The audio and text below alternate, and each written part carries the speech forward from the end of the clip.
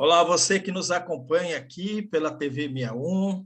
Estamos começando mais um programa O Direito Achado na Rua, aqui pela TV 61 e pelo Expresso 61. E hoje eu tenho a satisfação de receber aqui o professor Maurício Azevedo de Araújo. Ele é professor de Direito na Universidade Federal da Bahia, UFBA, e na Universidade Estadual da Bahia. E ele é membro do Grupo de Estudos do Direito Achado na Rua e do Programa de Direito e Relações Raciais da UFBA. E é advogado popular. E o tema que eu vou tratar hoje aqui com o Maurício, a gente vai falar sobre o combate ao racismo e o patriarcado. E ele vai tratar também do epitemicídio. Ele vai explicar, inclusive, o que é epitemicídio, aí um termo elaborado pelo nosso querido Boaventura de Souza Santos. Como vai você, Maurício? Tudo bem? Tudo bem, João? Um prazer estar aqui na televisão, no programa Direito Achado na Rua. Eu acho essa iniciativa fantástica. Muito bom, prazer meu estar aqui com você, Maurício. Maurício, como a gente sempre começa aqui no programa, eu queria que você falasse um pouco sobre a sua inserção no grupo de estudo de Direitos Achado na Rua, como você chegou lá e o trabalho de pesquisa que você desenvolve assim, em linhas gerais. Pronto, ótimo. Eu conheci o Direito Achado na Rua no tempo de faculdade, né? Nos anos 90, principalmente a partir de 96, o Direito Achado na Rua era uma das referências para quem queria ter uma visão mais crítica do direito, né? Uma relação entre direito e justiça social. E tanto os trabalhos de Lira como os próprios trabalhos de professor Geraldo e as experiências do Direito Achado na Rua, ele virou uma referência. Aí a minha aproximação se deu maior ainda depois da faculdade, porque eu me tornei advogado popular, né? Eu fui da da Comissão de Justiça e Paz da Arquidiocese de Salvador, fui da Comissão da Pastoral da Terra e depois da Associação de Advogados Trabalhadores Rurais da Bahia. E aí, dentro dessa atuação junto aos movimentos quilombolas, sem terra, indígenas, a aproximação se deu também na prática da advocacia popular. Aí, com a vontade de fazer mestrado, de procurar uma pós-graduação, aí eu saí da Bahia e fui fazer a seleção na UNB e entrei no mestrado e, ao mesmo tempo, entrei no grupo de Direito Achado na Rua. Já fui com essa perspectiva, com essa identidade, né? Porque o Direito Achado na Rua, eu sempre defendo essa tese, né? Ele serviu como um espaço de congregar, de convergir várias experiências, sujeitos, atores que atuavam na teoria crítica do direito e nos movimentos sociais como advogados, advogadas, e que tiveram no espaço do Direito Achado na Rua um espaço para refletir sobre sua prática e as práticas dos movimentos em relação ao direito. Então, foi aí que eu adentrei nessa experiência do Direito Achado na Rua. Bom, quando você me mandou a sua mini bio, Maurício, você se referiu assim, professor da docilidade de direito. Fala um pouco sobre isso, eu achei interessante esse termo aí que você usou, da docilidade. Você quer dizer com isso, Maurício?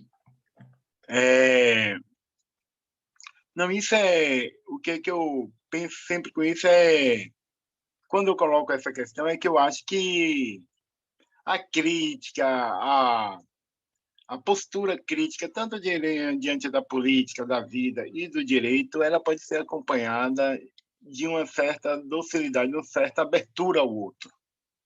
Uma abertura ao outro sem a necessidade de que o outro siga alguma regra sua. Então, a docilidade no sentido de uma abertura, no sentido de que a gente pode fazer as transformações também trazendo elementos do afeto, da solidariedade, da identidade. E a vida é muito dura, né? As redes sociais estão transformando a vida muito dura. O ensino está se tornando árido também. E se a gente não trazer isso, a gente perde a perspectiva de construção de laços. Também tem a ver com a questão da manutenção de um horizonte que talvez nunca seja alcançado, mas serve como caminhos, né? Que que serve como bússola para que a gente possa caminhar sempre, que é a questão da utopia. Muito bom. Maurício, vou trazer aqui o tema central da nossa conversa, só um minutinho aqui, deixa eu só buscar aqui a minha colinha. Nós vamos falar aqui com o Maurício sobre o combate ao racismo e ao patriarcado, a epistemologia jurídica afrodiaspórica e feminista. Maurício, um tema muito importante, né? Essa elaboração da questão do epistemicídio, né? E você poderia explicar um pouco sobre o que significa aqui para os nossos espectadores aqui do nosso programa, Direito Achado no pela TV 61, essa elaboração que é importante, né? Compreender aí que o nosso querido Boaventura de Souza Santos, né, esse processo de inviabilização e ocultação das contribuições culturais e sociais não assimiladas pelo saber ocidental, né? O Ocidente, né, o eurocentrismo sempre tentou destruir, né, as contribuições culturais e sociais principalmente do povo negro na construção do nosso país. Maurício, mas você aprofunda, por favor, esse tema. Tranquilo.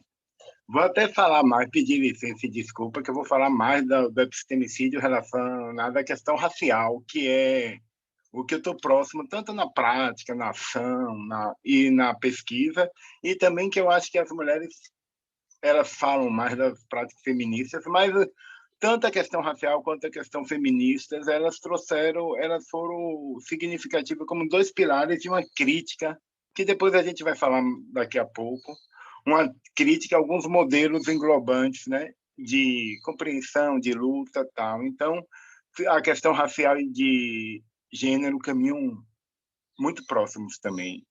E o movimento de mulheres negras, por exemplo, é o grande exemplo. Talvez eu acho que a grande revolução vai ser feita pelo movimento de mulheres negras, que junta essas duas perspectivas. Quando a gente fala de epistemicídio, a gente está falando de todo um processo que se desenvolveu, tanto Boaventura de Souza Santos, no nosso caso aqui no Brasil, quem fez a sistematização a partir de Boaventura e articulando com outros autores foi a Sueli Carneiro, que é a grande referência teórica, militante no movimento negro, que tem o epistemicídio é uma das consequências dessa que hoje a gente denomina de colonialidade do poder, né? Dessa lógica que surgiu no processo de ascensão moderna, ascensão do eurocentrismo e do processo de colonização mesmo, né? Então, o epistemicídio é a afirmação de um modelo, de uma forma de pensar, de uma forma de viver, de um local, como se ele fosse universal e total, acompanhado de um processo de silenciamento, ou como Dussel fala, de encobrimento, ou até mesmo hoje a gente pode falar de morte, como o Abdias do Nascimento sempre falava, morte cultural, genocídio cultural e social de outras formas de saber, de outros povos, de outras culturas, que não necessariamente a cultura eurocêntrica. Então, o epistemicídio ele possui várias vertentes, né? Ele tem a vertente do silenciamento, tem a vertente da negação do lugar. Por exemplo, quando você nega negros e negras e indígenas historicamente na universidade, é uma forma de epistemicídio. Mas quando entra as cotas e eles passam a adentrar na faculdade, surgem as outras formas de epistemicídio, no currículo, dos obstáculos para ocupar espaços de poder, de saber dentro da universidade. Então, o epistemicídio, além do silenciamento, ele constrói vários obstáculos para que o saber indígena, negro e outros saberes marginalizados do processo de conhecimento possam adentrar nesses espaços como a universidade e possam se desenvolver em par e passo com os outros saberes já dominantes. Então, o epistemicídio ele passa desde o não lugar para esses atores até também os obstáculos que são permanentes. Eu concordo com o Sueli Carneiro. O epistemicídio caminha com a mesma formação do racismo no Brasil. de uma construção diária de obstáculos a outros saberes, a outras formas de expressão. Mas tem um colega meu da UFBA que tem um outro elemento que eu acho que faz parte do epistemicídio, que aí já não é tanto de Boaventura, nem Feri, que é o colega da área de letras, Henrique, aqui da UFBA, que ele chama de saque epistemológico. Porque, além do silenciamento, durante muito tempo, houve um saque dos saberes de populações indígenas, negras e outros grupos sociais, e transformado em saberes como se fosse um saber branco, um saber eurocêntrico, refletindo.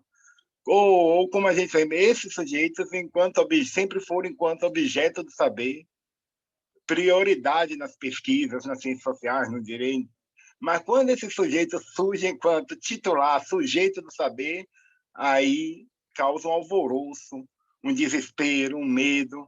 Então, além desses elementos que eu falei anterior, do epistemicídio, o saque epistemológico também foi muito forte durante o processo. Você pegar as experiências e os saberes desses povos e transformar ele em uma linguagem ocidental e afirmar que essa produção foi de um sujeito ocidental e não uma usurpação, um saque desses saberes. Aí eu tento ampliar um pouco a noção de epistemicídio a partir disso também. Quando, Maurício, eles não conseguem fazer esse saque, né, de escancarar e se apropriar indebitamente desses saberes, eles tentam embranquecer os negros. Isso, Leandro, porque a chave que eles permitem de autorização em alguns espaços de produção de saber e de poder é o embranquecimento. É você se embranquecer para você poder acessar esses espaços, ou ser reconhecido nesses espaços. Bem observado isso. A Lei 10.639, Maurício, o não cumprimento dela, né, porque ela está aí, a gente vê que tem poucas iniciativas no cumprimento dela, é também uma forma de epistemicídio, né? Você falar um pouco sobre isso. Ela foi um processo de luta, né, do movimento negro, do movimento educacional negro, né, também indígena, né, de construção de novos saberes na formação. Só que a gente vê denúncias, eu recebo denúncias, como minha dissertação foi sobre intolerância religiosa, ou racismo religioso, porque eu prefiro essa palavra, em relação às religiões de matriz africana, até que a gente recebe denúncias de professores queimando os livros sobre ensino na África, uma campanha dos pais recusando que essas iniciativas sejam implementadas. Então, a não implementação da lei é um dos exemplos de epistemicídio, de desenvolvimento desse epistemicídio. A lei ela é fundamental para um processo lento, que não vai ser de uma hora para outra, de desconstrução dessas barreiras epistemicidas e do racismo mesmo, e trazendo para dentro do debate, desde o ensino fundamental, infantil, fundamental, outros olhares, outras formas de ver a vida, o mundo, outros saberes, né? Indígenas e negros. Eu acho que é fundamental, porque o processo,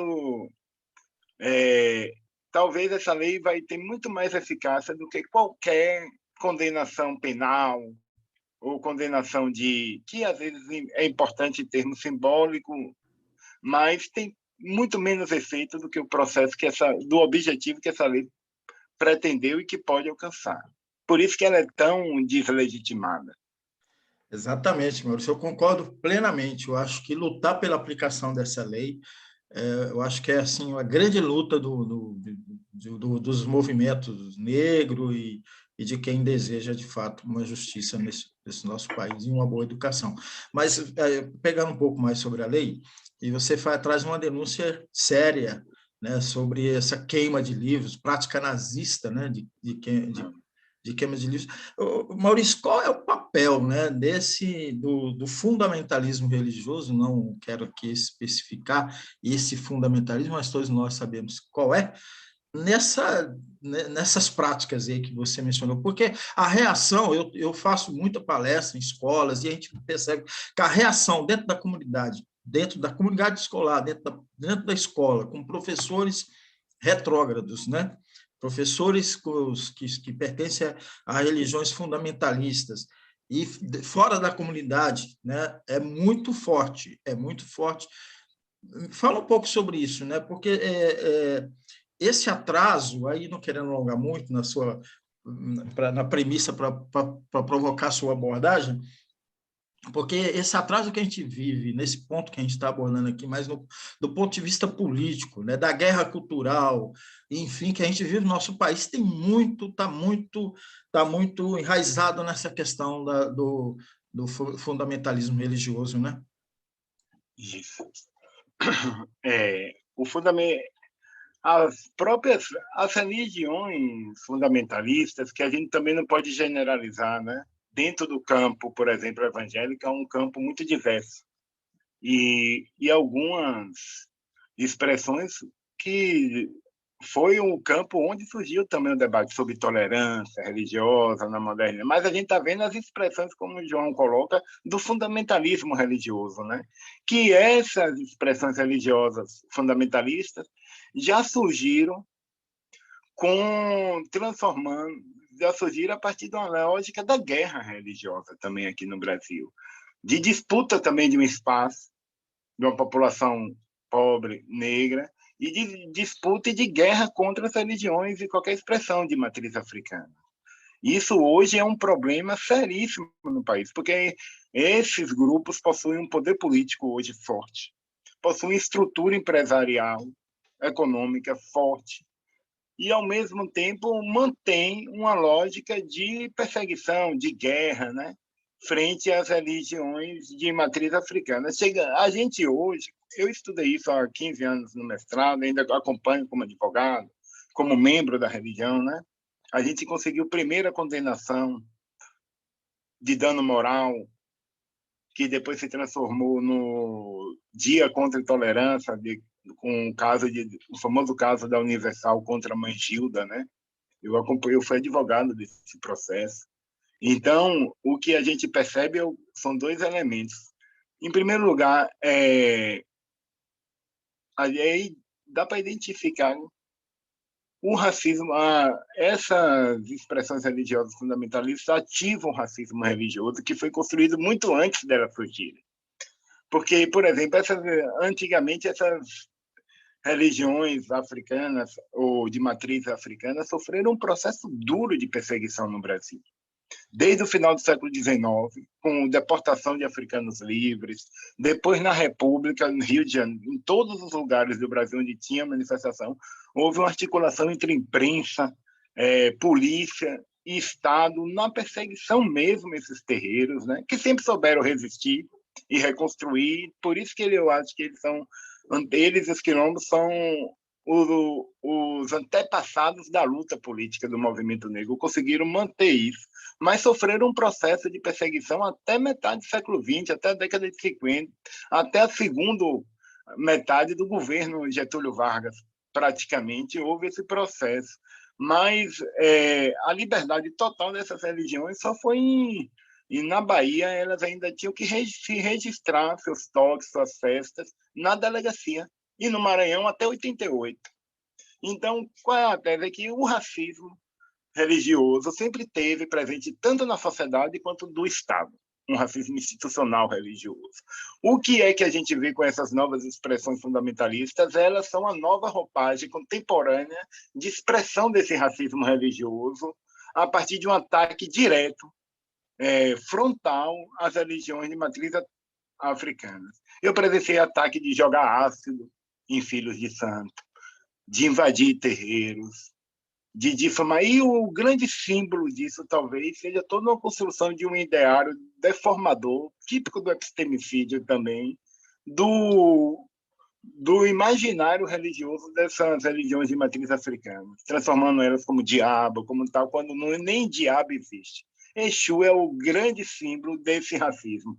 Transformar um orixá importante, que é um orixá da comunicação central, como o diabo e como um grande elemento que aparece nos programas de televisão dessas religiões, que aparece nos ataques, transformar um deus, um orixá, fundamental para a religião em algo que não existe nem na cosmovisão das religiões de matriz africana, que é essa questão do diabo. Exu, antes de ser diabo, Exu é alegria, é força, é comunicação, é vitalidade. Então, há um processo, esse processo de intolerância, que eu prefiro chamar de racismo, de racismo religioso, porque intolerância pressupõe que tem uma superior que tolera os diferentes.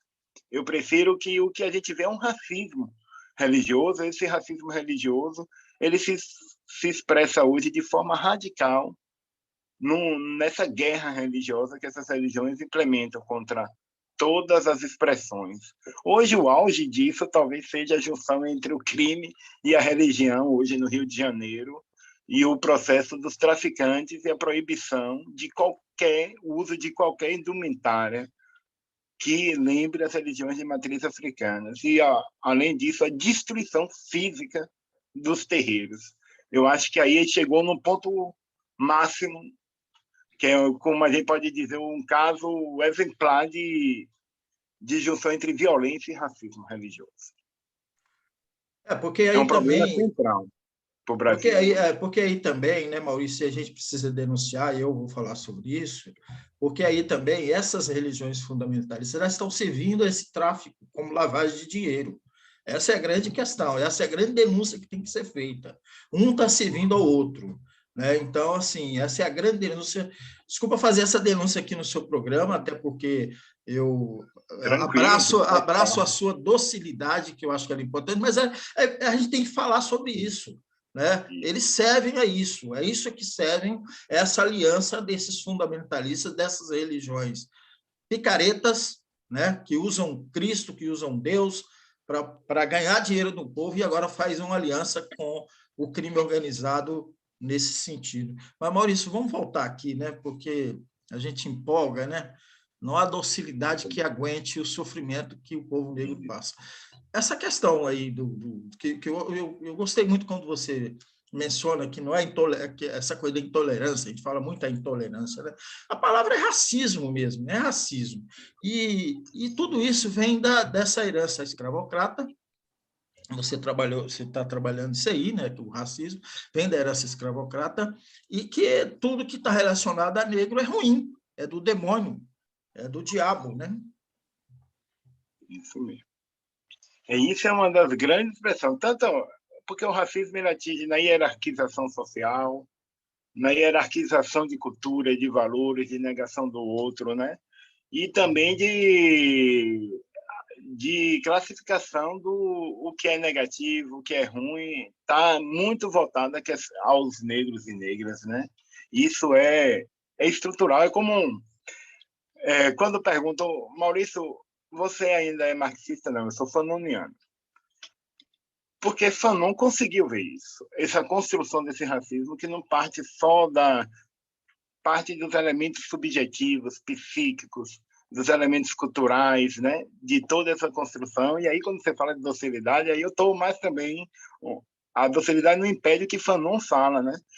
É uma violência permanente. Em alguns momentos, para o combate, tem que ter uma reação à altura da violência. E a gente tem que dar um basta nisso, entendeu? Se a gente vê 40 jovens negros sendo mortos toda semana no Brasil, a gente não dá para combater isso só com docilidade, tem que combater com reação ativa. Por isso que Fanon diz que, às vezes, a luta anticolonial também usa da violência legítima, né, dos que sofrem essa violência. Sem negar que isso é importante. Eu acho que por isso que eu acho que o direito a na rua é fundamental para alguns elementos. Ele abre o olhar do direito, da política, para a rua, né? Para a democracia, para o espaço público. Então, ele se abre e ele percebe que é nesse espaço que talvez sempre ocorreu, houve sempre resistências de forma de construção de outra forma pela população negra, né?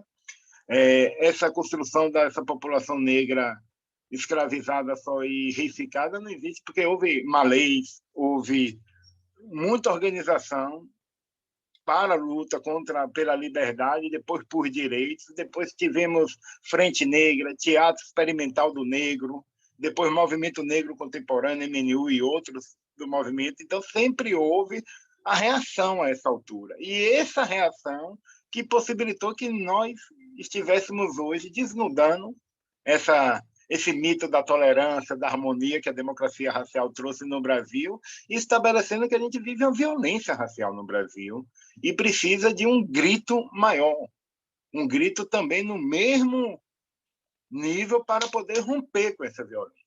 Então, alguns companheiros que lutam na questão do genocídio da população negra, eu não vou pedir a eles docilidade, quem convive com a necropolítica permanente, né? Seja na morte dos jovens, seja no encarceramento em massa. Então, o racismo ele é muito violento nesse processo. Como ele é violento no racismo religioso, como ele é violento no racismo ambiental, seja das populações negras, seja das populações indígenas, como a gente viu nas grandes obras do norte do país, né? Que os grandes empreendimentos que foram verdadeiros genocídios também contra a população indígena. Aí é nesse ponto que eu acho que o direito achado na rua dá o olhar deles.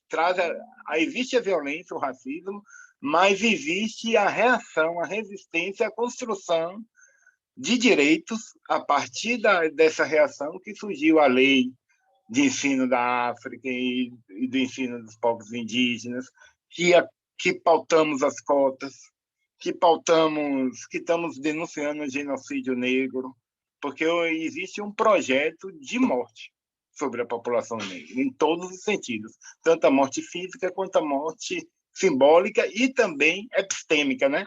Exato. Exatamente, né? A morte, a eliminação física de nós negros faz parte desse epistemicídio, né? Maurício, infelizmente nosso tempo aqui está finalizando dentro do que nós delimitamos, mas eu vou deixar aí para as suas considerações finais. Obrigado, João, pelo convite, pela presença aqui. Foi um prazer conversar com você. Eu acho que saiu tão fluido que acabou, né, o tempo, e desculpe que eu converso muitas vezes, né? Mas eu queria dizer que essa iniciativa do direito achado na rua, o que eu sempre estou defendendo em alguns momentos, é que o direito achado na rua é um espaço que ele consegue permitir a criação de espaços para novas potências, novos sujeitos poderem construir novos saberes, rompendo com esse epistemicídio. Como quando a figura da rua, enquanto metáfora, ela tira o lugar do saber, do poder, das grandes esferas estabelecidas, institucionais, do Estado, dos poderes constituídos, das famílias oligárquicas estabelecidas, e traz para o seio da disputa da rua. E na rua tem o vendedor, na rua tem um policial, na rua tem todos os grupos sociais. E aí é dentro dessa perspectiva que o direito achado na rua, eu acho que ele se simboliza como um espaço de escuta e de tradução das demandas e das lutas dos movimentos sociais, no nosso caso mais próximo, esse movimento indígena, negro, movimento de mulheres, movimento de trabalhadores. O direito achado na rua traduz isso para um debate no campo da teoria e da prática do direito. Então, quando a gente faz um programa discutindo racismo religioso, epistemicídio, genocídio, a gente está nos permitindo, num programa de televisão, trazer debates que, durante 100 anos, ficaram interditados na esfera pública brasileira. Então, a importância do programa e do próprio direito, da existência do direito achado na rua, é ser esse espaço de tradução, de diálogo e de trazer essas demandas para dentro da universidade e trazer as experiências da universidade para a população também. Não se encastelar na universidade. Obrigado, viu, João? Maurício, eu que agradeço você, cara. Que emoção falar contigo, né? E você tocou no ponto importante, não se encastelar dentro das universidades, porque, de certa forma, houve um avanço muito grande dentro do negro na universidade, mas ele acabou se encastelando e também se conduzindo muito do ponto de vista de classe, né? Eu sempre gosto de trabalhar essa crítica do ponto de vista pequeno burguês, né? Não vai lá para a sua origem novamente e faz o combate, né? Trazendo todo o seu conhecimento, não é isso, Maurício? E se embranquece, né? Às vezes, é uma forma de Exato. embranquecimento. Ou aquela música que Dorival cantava muito, né? Vou aprender a ler para ensinar meus camaradas. Temos que Exatamente. aprender a ler para ensinar nossos camaradas, nossos irmãos e irmãs, dialogar. Exatamente. E eles nos ensinarem também na universidade. Muito bom, Maurício. Muito obrigado, meu irmão. Vamos Tá, voltar em outro momento para a gente tratar desse tranquilo. e de outros temas. E você que nos acompanhou aqui pelo nosso programa aqui, o Direito Achado na Rua pela TV Miau, agradeço muito sua audiência e a gente volta na semana que vem.